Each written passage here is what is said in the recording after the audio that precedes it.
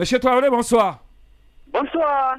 Bienvenue dans cette émission. Oui, première question. Allez-y, Baïla. Oui, Monsieur Traoré, bonsoir. Donc, premièrement, est-ce que vous pouvez nous expliquer vos revendications, cette question d'appréciation, ce système de 2007 qui a été réformé en 2019, mais qu'on a appliqué finalement en 2024? Oui, évidemment. Bonsoir à tout le monde et merci beaucoup pour l'invitation.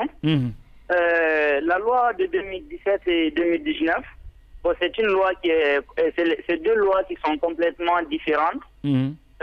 Parce que déjà, pourquoi les étudiants n'ont pas accepté jusqu'à présent la loi de 2019? Parce que la majorité des étudiants n'étaient pas au courant. En plus de cela, dans la loi 2017, dans la loi 2007, à ce niveau là-bas, la mention excellente est considérée très bien et passable.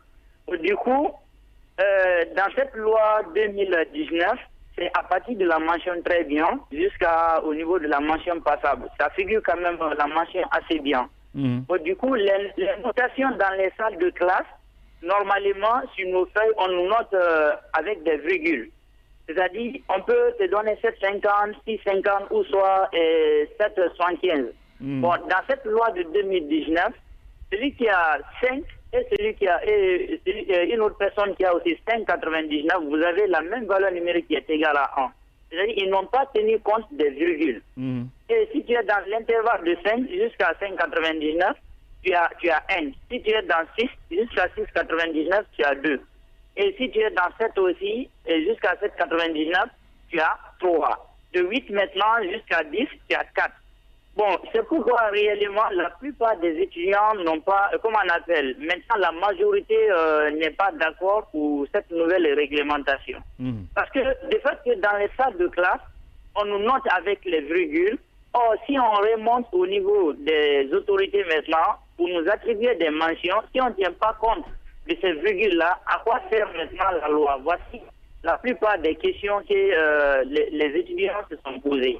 Parce que quand les étudiants se sont rendus compte, sauf à quelques semaines de remise, or aussi dans nos différentes salles de classe, les professeurs notent mal. Tu vois réellement, dans certains départements, les professeurs, leurs barèmes sont tellement faibles, c'est affaibli. Du coup, avec des preuves papa qui se trouvent avec nous, il y a un étudiant sur les 30 matières, il a que 5 dans une seule matière, qui est anglais.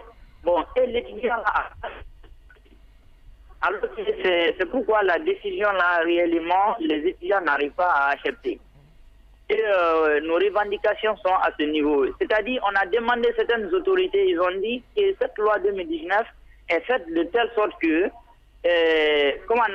pour faire chuter l'étudiant, il puisse se redoubler d'efforts.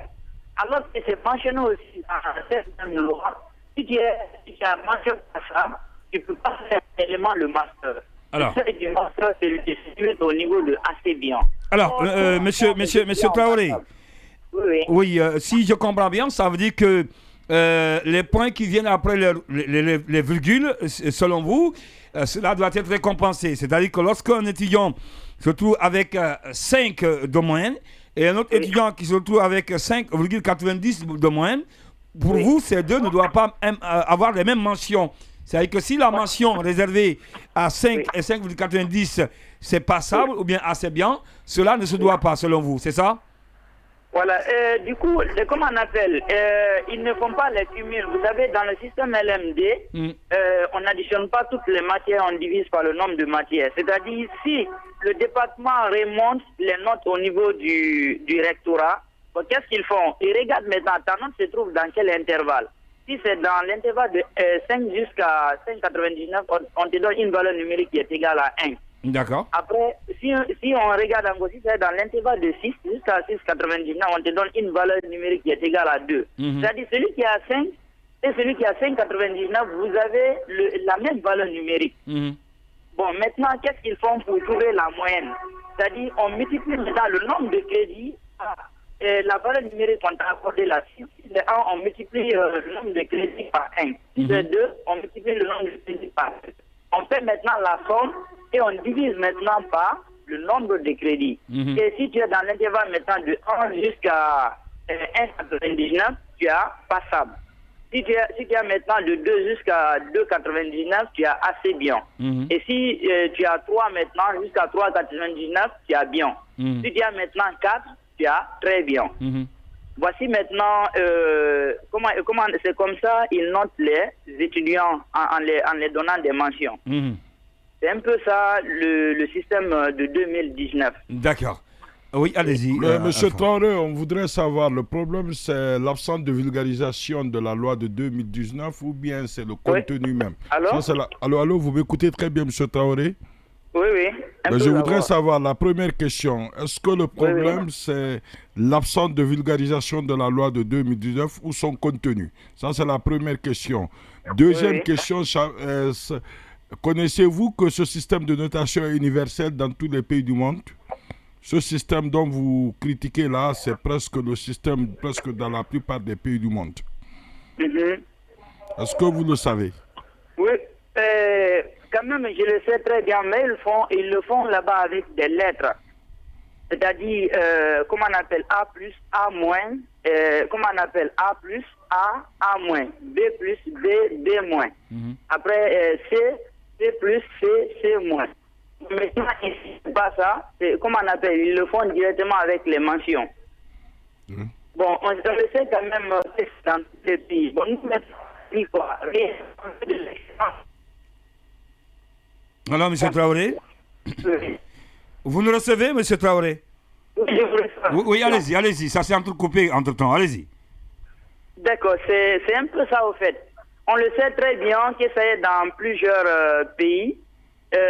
Quand même, on a eu certaines preuves, mais la manière dont ils ont calculé ici, c'est ce qui ne nous a pas plu. Sinon, tout le monde veut de l'excellence au sein de son pays. Mais la majorité des étudiants, comment on appelle, ils n'ont pas accepté. Parce qu'aujourd'hui, nous, on parle au nom des étudiants.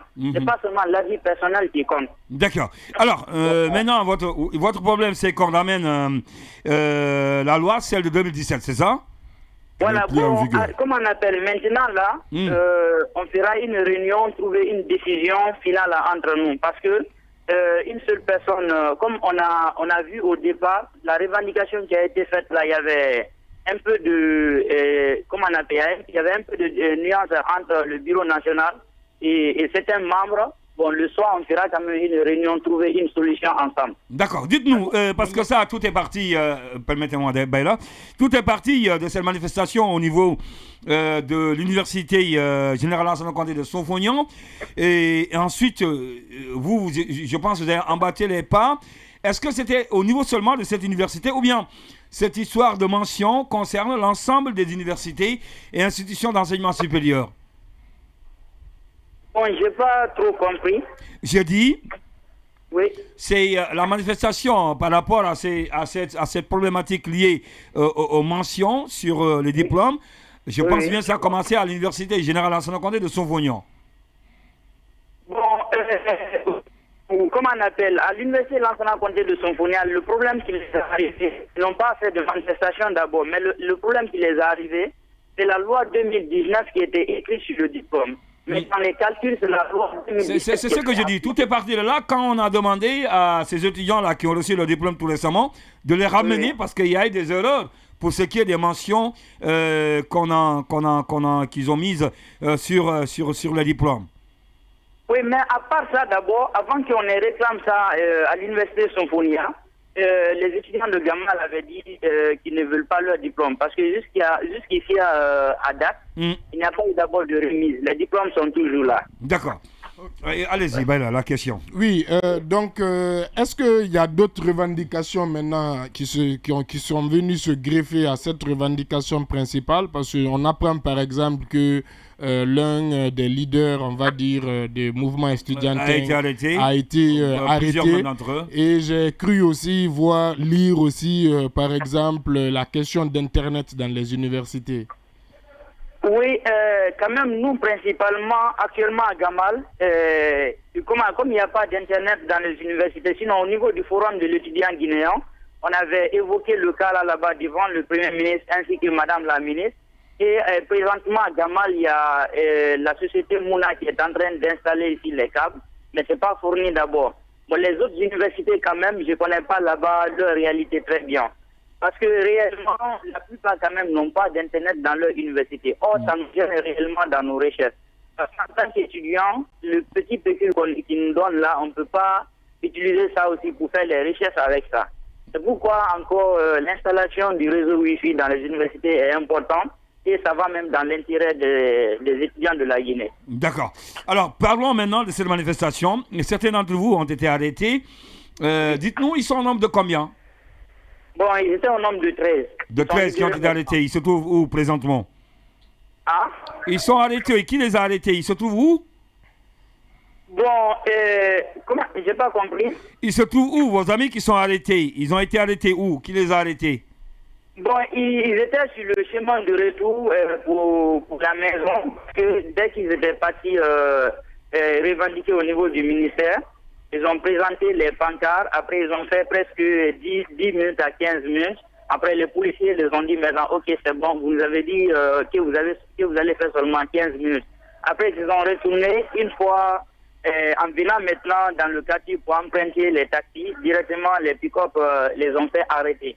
D'après les explications, même aussi en image, on peut voir qu'ils n'ont pas jeté de cailloux quand même. D'accord. Ils n'ont pas jeté de cailloux. C'est au retour maintenant, on les a fait arrêter. D'accord. Parmi eux, il y a le président de l'Union du Forum des étudiants, c'est ça? Oui, il y a le président national des étudiants. Le président national des étudiants. Alors, que comptez-vous faire dans les heures qui suivent, les jours qui suivent, si vos amis ne sont pas libérés? Est-ce que vous savez ce qu'on reproche? Est-ce que vous savez du coup, est-ce qu'on reproche à vos amis? Est-ce que c'est l'organisation justement de ce sit-in? Et est-ce que vous avez déjà des avocats qui sont sur le coup pour les assister? On a personne d'abord. Et comme on les a libérés aujourd'hui, parce que... ils sont libres. Réellement, on veut une concertation d'abord parce que en tant que président, moi en personne, c'est le dialogue d'abord avant tout. Si on essaie de faire, comment on appelle, une manifestation pacifique, c'est qui peut arranger même la nation. Parce que faire la manifestation et crier à tout moment, ça donne une mauvaise image à la nation. Mais si on part à la base de la négociation, moi, c'est qui meurt devant moi. Bon, je dis quand même, au niveau de notre côté, on n'a pas décidé d'abord quelque chose pour l'instant. Sont-ils libres, vous le confirmez? Sont-ils libres? Oui, ils sont libres à 100%, oui. D'accord. Merci, monsieur Traoré, d'avoir accepté notre invitation. Merci beaucoup. Merci beaucoup. Oui, Djibi Traoré, président des étudiants de l'université Gamal Abdel Nasser de Conakry. Oui. Mais moi, je suis au regret de pouvoir constater qu'on peut aller jusqu'à arrêter des gens qui n'ont utilisé aucune violence. Le système de sitting, c'est un système de revendication. Il fallait plutôt négocier, puisqu'il faut rappeler à l'entame que ce n'est pas bien réfléchi quand même le système. L'arsenal qui a permis au moins de donner les notations, puisque si on émet des diplômes à Symphonia et d'autres ne les ont pas déjà pris dans certaines universités, c'est qu'il y avait des problèmes. Il faudrait que quand même le gouvernement soit prêt à accepter qu'il n'a pas bien géré la crise, puisque ce pourquoi on a retiré les diplômes de Symphonia, c'est que la loi qui était écrite sur ces diplômes-là, c'était la loi de 2019, mais dans l'application, on a mis la loi de 2007. Donc ça veut dire qu'il y avait des responsabilités qui ne sont pas partagées, qui sont entièrement de l'État. Donc il faut faire attention pour permettre aux gens de négocier, puisque comme je l'ai dit tout à l'heure, il ne faut pas mettre les mathématiciens, les gens de Gamal qui gagnent beaucoup de notes, jusqu'à 10 c'est possible, jusqu'à 9 c'est possible, et les gens de Symphonia, il ne faut pas les soumettre au même système de notation, le même système selon que vous êtes des sciences exactes ou des sciences sociales. Donc voilà un peu sur ces questions. Il faudrait que le gouvernement apprenne à écouter. Il faut écouter tout le monde. Même si vous écoutez le fou, vous profitez de quelque chose. C'est très important, le dialogue. Et là, le jeune Traoré, il a clairement rappelé que lui, il préfère il maîtrise le bien, dialogue. parce que même quand vous avez posé la question par rapport à la notation que les autres font dans les autres pays en utilisant les lettres, je pense que c'est un jeune qui n'a pas encore il s'y connaît bien. Et c'est un jeune qui n'a pas encore pris le diplôme. En réalité, il est en train de lancer un défi pour nos ministres, pour nos cadres, pour dire qu'ils préfèrent le dialogue. Il faut les écouter et quand les écoutons, on peut trouver une solution. Oui, voilà. Oui. Sur l'intervention de M. Traoré. président des étudiants de l'université Gamal Abdel Nasser de Conakry. Très brillant, comme les Traoré en général. Je ne sais pas si c'est un mathématicien ou il doit être un mathématicien. Okay. Parce qu'il est de Gamal. C'est les sciences, comme il le dit, exact qui sont là-bas. Allez-y. Bon, en tout cas, déjà, je me réjouis, bien entendu, de la libération de ses camarades. Oui. C'est bien qu'ils puissent rentrer chez eux, puisque, comme l'a dit Diallo, ils ont manifesté, on va dire, pacifiquement, sans problème, de manière civilisée, avec des pancartes, et puis pour faire leurs revendications. Maintenant, leurs revendications, on peut en discuter, mais comme il faut dialoguer, parce que même justement la loi de 2019, si elle est mal comprise par ceux auxquels elle doit s'appliquer, c'est un problème. C'est pourquoi il est important aussi de faire, vu qu'on est déjà dans le milieu universitaire, dans le milieu scolarisé, il faut faire preuve de pédagogie. C'est important. Ce n'est pas nous qui allons les apprendre cela. Donc, il faut faire preuve de pédagogie, sensibiliser les jeunes et les écouter, prendre en compte, voir aussi si vraiment il y a la loi a peut-être des manquements, ou si on peut l'amender pour prendre en compte leurs revendications. Je trouve que ça pourrait être une bonne chose. En tout cas, ce qui est sûr, c'est que aussi d'un point de vue social, il faut se méfier des étudiants. Et je pense que ça, l'État le sait aussi. C'est peut-être surtout que nous sommes dans un État, je ne dis pas fragile, mais où on a beaucoup de problèmes. Oui, on a beaucoup de problèmes. Il ne faut pas en rajouter. Voilà, exactement. Et vous savez, les étudiants, les élèves, c'est une classe sociale, on va dire, explosive, et qui justement, historiquement aussi, fait beaucoup peur à l'État. Parce que quand eux, ils se révoltent, ça peut très rapidement glisser, comme on dit. Donc, c'est important de les écouter, de prendre en compte leurs revendications. Ce sont nos futurs cadres, qui sont les futurs les futurs cadres, tout simplement. Donc je pense que aujourd'hui l'État doit faire preuve d'ouverture d'esprit. Maintenant, c'est vrai qu'on est aussi à une période là un peu de transition dans la transition, avec le gouvernement qui attend d'être nommé. On va voir ce qui va se passer au niveau de ces départements en charge de l'enseignement supérieur, en charge de l'éducation en général, et en particulier celui de l'enseignement supérieur. Donc, et je pense que moi j'avais vu, pourquoi je l'ai demandé par rapport à Internet, j'avais vu une liste de revendications où il y avait... il y a 17 universités et instituts d'enseignement supérieur qui doivent bénéficier d'une connexion Internet au débit. Internet, je pense que ça c'est très important. Ça c'est un projet d'ailleurs même de ANSITEL, Agence nationale du système universel des télécommunications. Il ne faudrait pas que ça soit comme pour les tablettes. Hein. Non, vous savez... Un étudiant a une tablette. Non, justement, c'est pourquoi j'allais le rétorquer, comme il a parlé du projet. Non, le projet a commencé, je sais de quoi je parle. Hein. Non, oui, mais si ça a commencé, en tout cas, c'est l'une des revendications des étudiants. Ça veut dire que ce n'est pas effectif. Je suis membre d'une des commissions, justement, de ce projet. Allez-y. Si c'était effectif, les étudiants n'auraient pas mis ça dans leurs revendications. Parce qu'ils n'auraient pas demandé quelque chose qu'ils ont déjà. Le projet, c'est pas avec comme une baguette magique. Mais il faut rappeler aussi, on ne peut pas installer aussi l'Internet pour les dirigeants et laisser les étudiants. C'est pas encore effectif, je suis d'accord avec vous. Voilà, et donc faisons en sorte que ça soit rapidement effectif, parce que c'est pas compliqué si on met les moyens. Mais est-ce que quand les étudiants mentionnent ça dans leur plateforme, est-ce que c'est pas une manière de rappeler peut-être? Oui, de rappeler. Parce que le projet est là quand même, le projet existe. De rappeler et d'exiger, parce qu'on connaît dans notre pays les histoires de projets, M. Ndoye. On connaît ce qu'on peut dire, il y a un projet de faire ceci, il y a un projet de faire cela. Ce qui est important, c'est l'implémentation de ces projets. Sinon, sur le papier, il y a tout. On a tout pensé en Guinée. Il y a tout, on a fait 1000 forums, on a fait 1000 réflexions. Tout ce qu'on doit faire maintenant, c'est la mise en pratique. Je pense que c'est cela qu'il demande. Bon, et puis, vous savez, on est dans une période où il y avait une restriction d'Internet. Je ne sais pas si elle est levée parce que...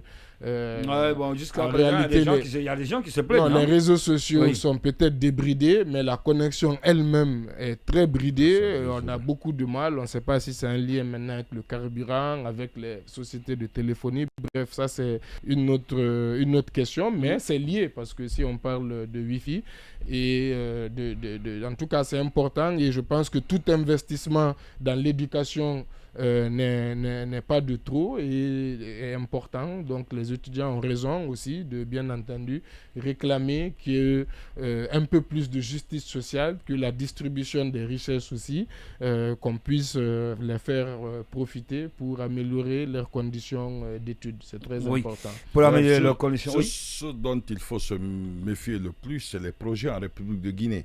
Les projets, c'est toujours le canevas, l'architecture à l'intérieur duquel on cherche à bouffer de l'argent. Il faut se méfier, il faudrait quand même s'attendre à ce que les choses qui ont été promises soient faites. C'est le plus important. Vous allez voir tout à l'heure, ici, quand vous sortez ici, on va dire qu'il y a un projet pour faire une route ici, mais c'est que sûr, le projet ne va jamais venir. Espérons que les étudiants soient satisfaits. Il faut leur rappeler que le montant qu'ils prennent comme qu'on appelle pécule, ça ne les permet pas vraiment de se connecter. Et là, le transport, ils ont beaucoup de problèmes. Je pense que le gouvernement en est conscient. Il va essayer de trouver une petite solution. Oui, il va essayer donc de trouver une petite solution, le gouvernement. Et dans la foulée, on apprend, c'est une information à vérifier. Peut-être que ça fera l'objet de débats même d'ailleurs dans les jours à venir, que plusieurs ministres du gouvernement dissous ont refusé l'offre qui leur a été faite, c'est-à-dire leur reconduction. Ils ont décliné. Revenir. Oui, pour revenir. Ça, c'est non, ça, c'est pas... Non, ça, c'est trop... Ça, vous savez, c'est quoi? C'est ceux qui seront remerciés, qui sont déjà en train de préparer leur futur, en disant, voilà, l'esprit des gens, pour dire que, voilà, tant qu'on n'a pas vu un ministre démissionner ici, voilà, c'est ça. Sinon, quand on va l'appeler, avant, ils auraient pu démissionner avant, donc dire qu'ils ont décliné, c'est trop facile.